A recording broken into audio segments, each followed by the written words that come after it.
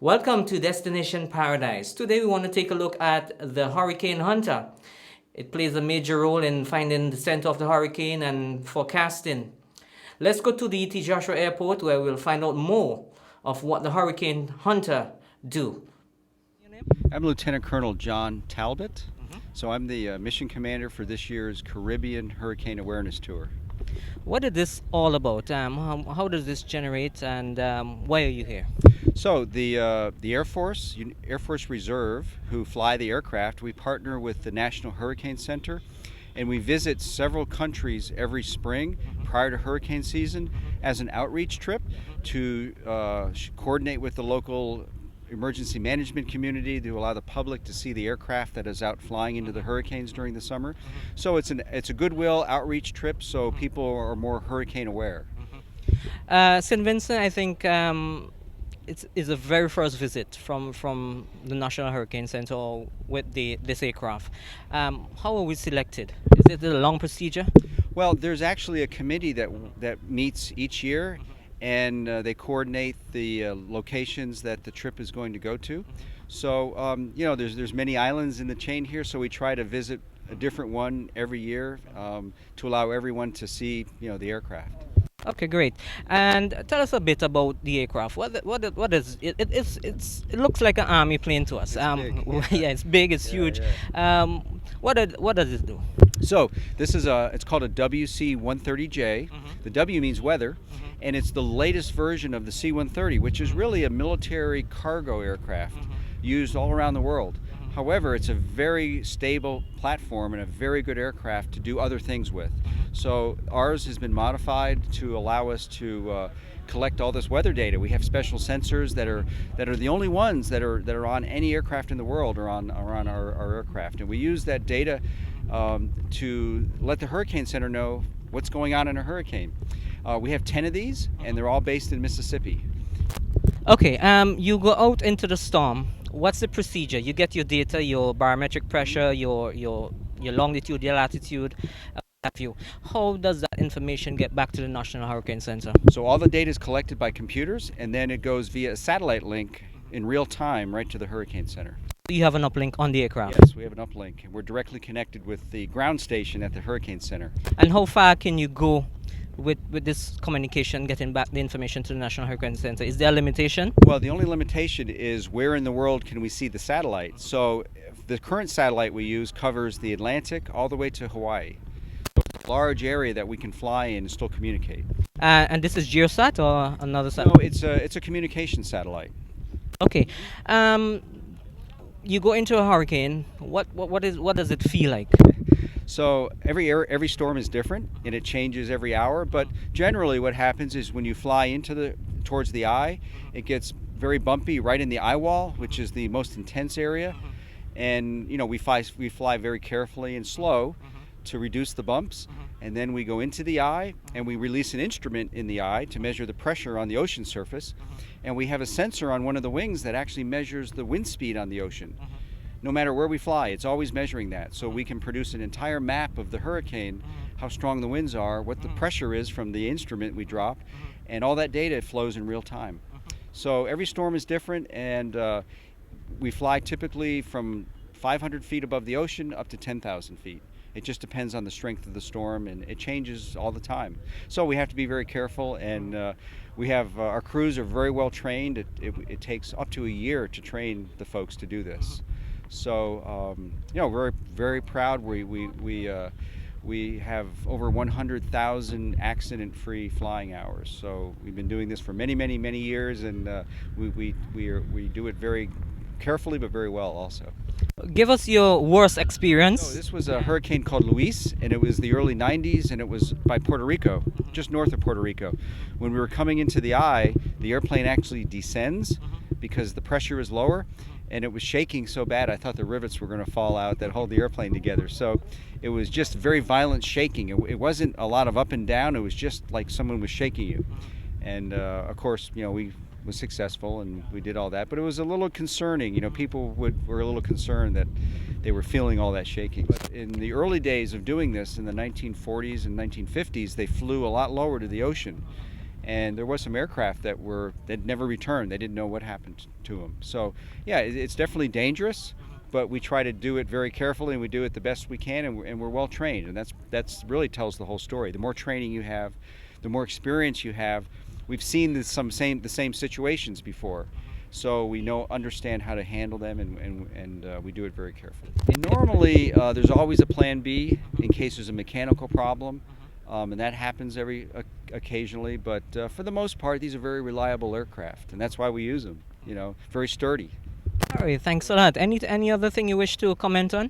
Well, we enjoy the hospitality. Thank you very much for inviting us to St. Vincent, and hopefully we'll be able to return in the near future. Thank you very much. One more thing before you go, though. Let's suppose a hurricane is heading in our direction. Right. How many miles off it will have to be before you could actually fly into it to get more up-to-date information? Usually about 300 miles east of the Windward Islands, we start flying. So we normally fly from St. Croix, and we would fly out, and that's about 2 days before the storm would come here. So it just depends, and then we stay in it for 24 hours a day while it's getting closer and closer. And once it goes by, if it's out in the middle of the Caribbean Sea where there's nobody around, maybe we fly twice a day. So when it's near a population area, we fly much more, and because it's more critical to see these changes as they happen. So you fly into it before there's a warning. Yes. You fly into it when there's a watch. We fly into it when it first forms. If it forms out in the ocean, say 55 degrees longitude, so it's 300 miles east of here. It could be a very weak storm, but we're still keeping track of it because we know they can change very quickly. So you fly into storm and hurricane. What about depressions? Yes, all of them. All of them. Okay. And even the Hurricane Center will send us out when there's just a mass of clouds that isn't a storm yet, just to double check to make sure it hasn't developed yet. So that's a mission we fly low to the water. You think all right, so we're about to enter the Hunter. We're gonna go up into the plane and see what it's looking like.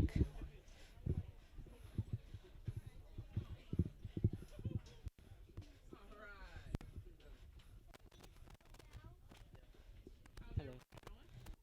Okay, so what my job is, thank you. What my job is to, when we're in the storm, in the hurricane, is to drop what we call a drop sonde. This is our weather instrument right here.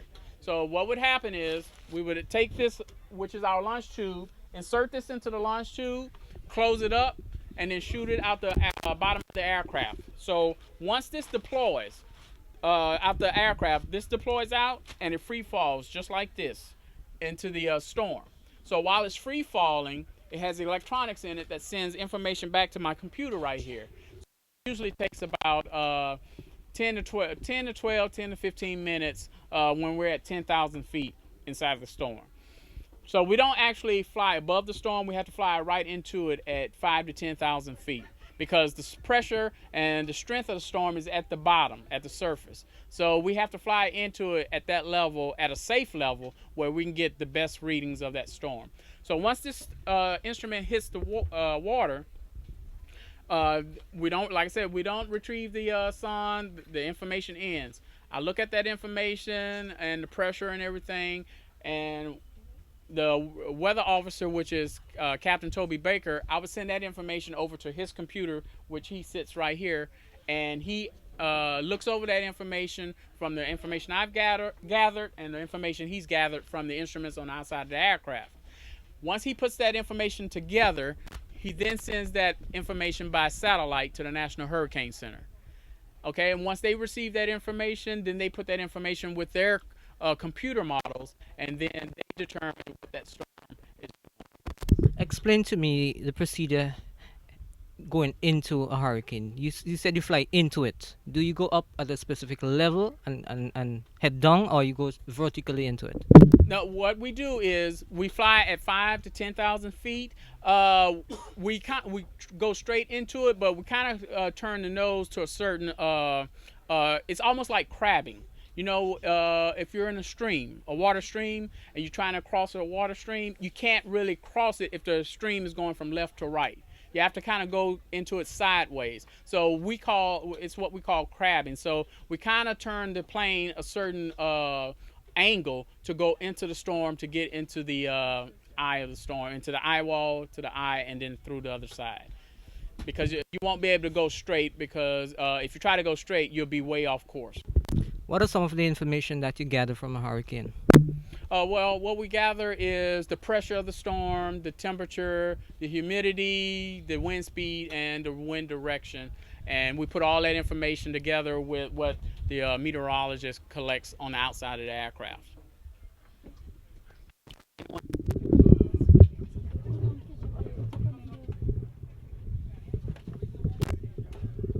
All right. So this is the cockpit of the Hurricane Hunter. We are taking a peep into the cockpit. You can see.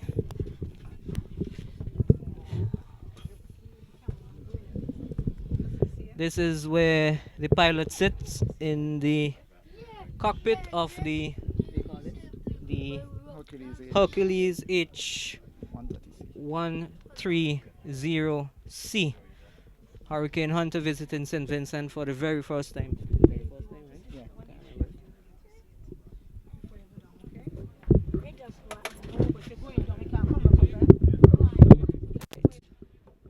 This is the Hurricane Hunter Hercules visiting St. Vincent for the very first time, and we are very fortunate to take a look at it. And as you know, the hurricane season is soon upon us.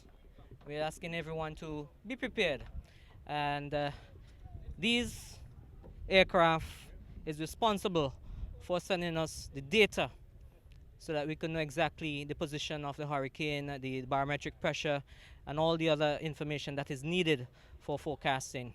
I hope that this was an informative one for you. We ask you to join us again as we continue to give you information and prepare you for the hurricane season. Well, that's it for another episode of Destination Paradise. Join us again right here. This has been a Sattech video production.